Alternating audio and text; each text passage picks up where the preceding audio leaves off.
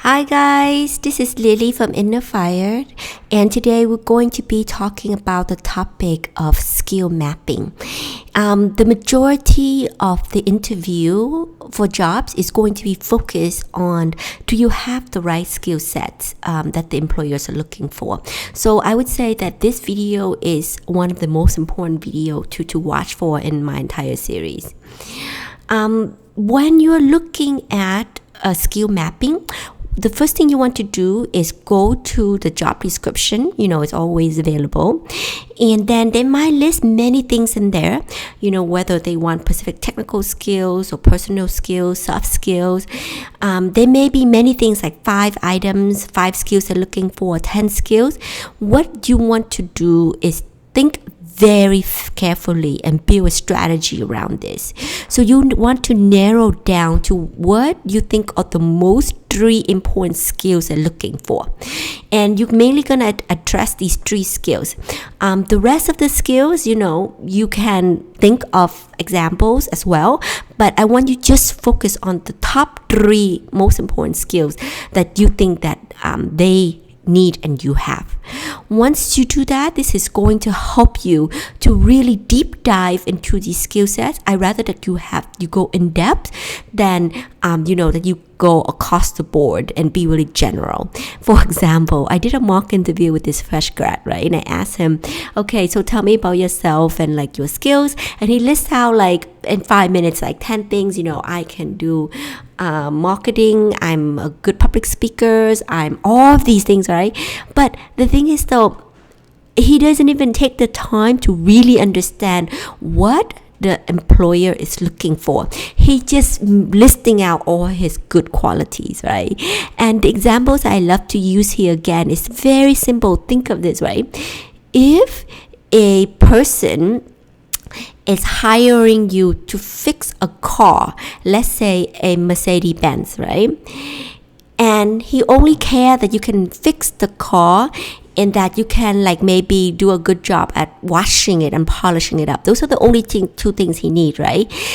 If you're coming into the interview and you can say, you can fix an airplane or you are a fantastic public speaker, he's not gonna care. He only cares if you can fix his car and if you can polish the car to make it look new, right? So it's very important. And I know I say this and it sounds really simple, but so many people don't bother to take the time to just really understand what is it that the employer is asking for.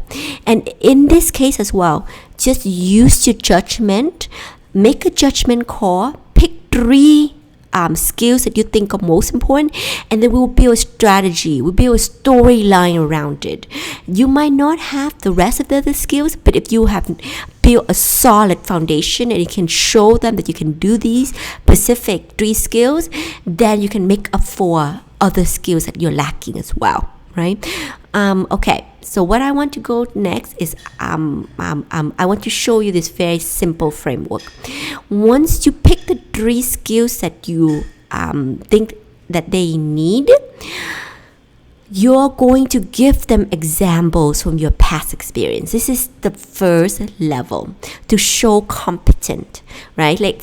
And I'm going to walk you through this, but this is very simple. If you're interviewing to be a salesperson, like say, to sell like phones or whatever not. So the first thing you have to do is talk about your past experiences, how you're gonna be able to sell these phones for the new employer. The second level, which is the more advanced level, is one step down, is for you to specifically do thorough research about this company. Once you have done thorough research about the company, then you can tell them how you're gonna use your skill and to solve their problem, right? If you can do that, you're helping to make the job of the employer much easier. You are connecting the dots for them. So like for example, if I'm going to say I have sold ice cream in the past and now I'm going to be selling phones, like I said, right? I would also tell them, look, I can use my how I use my past. The first level is talking about how I have sold ice cream, and that I can also sell phones, right? The second level is to think really deeply about what are the complications specifically in selling phones, and then you address it ahead of time. So selling phone is a much more expensive product. There may be more objection handling. The sales cycle could be longer. And you would want to say, like, I understand the sales cycle is longer, there's more objection handling, but I'm confident I can overcome this, right? So then you are addressing it directly. You need to remember that the employer, they live in their world, which is selling phone. They don't really care about your world, which is selling ice cream, right? So in that case, you need to step into their world and make it easy for them and just spell it out for them, right? So like, for example, the example as well is like, if you are looking for a boyfriend and this guy come up, he's talking how good he was to his past girlfriend, but he also need to talk to you how good he is with you, right? Otherwise you don't really see all the connections. So that's the level 2. The level 3, which is the advanced level, which we're not going to cover in this video. I have a separate video about this, which is going above and beyond this, which is not just tell them how you are going to help them, but you actually come in beforehand with a deliverable that you already done and you're showing it to them, which is a very difficult thing to do, but if you can do it, you have a much higher chance to do this, to win the job. Okay. So let me walk you through the example so you can think about this. So what I would encourage you to do is draw yourself a table like this. It has 3 columns. The first column is the skill set that the employer is looking for. The second column is to think about an example from your past work. And the third column is an example how you would help them in this specific future role. Okay, so like, for example, say I am going to interview with a company called DoorDash, and they do food delivery. Okay, so simple enough, they do food delivery. Now they're looking for somebody with sales background, right? So what I would go and show them is that, look, I am very passionate about sales, and I have successfully done many years of sales and deliver 130% over my quota. And I have won 10 largest banks and telcos in Vietnam, making Vietnam one of the most successful markets in Asia. Right? So for your past example, you want to use as much numbers and as much matrix as possible.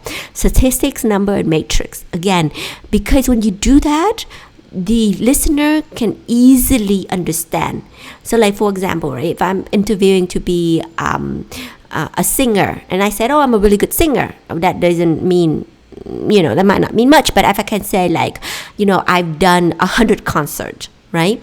Numbers give them the context. So you want to think really carefully. And the majority of the interview, I would say 80% of the interview, they're going to deep dive into these examples. They're going to ask you questions over questions after questions to polish out your examples and to truly understand the context. So if you have given a lot of thoughts before you come in the interview, you're making the interview process very smooth and easy. Okay, so that's the first thing. Now we're moving to the next part. Now, the second part is what I call connecting the dots, right? You're helping the interviewer to understand how you would perform in this role. And so if I'm interviewing for DoorDash, I would tell them, look, I understand that DoorDash, I will be responsible for going around to all the restaurants and convincing them to sign up with DoorDash for food delivery, right? And I would tell them this: I'm very skilled at building relationships, and I'm skilled at understanding what the clients want and help them grow.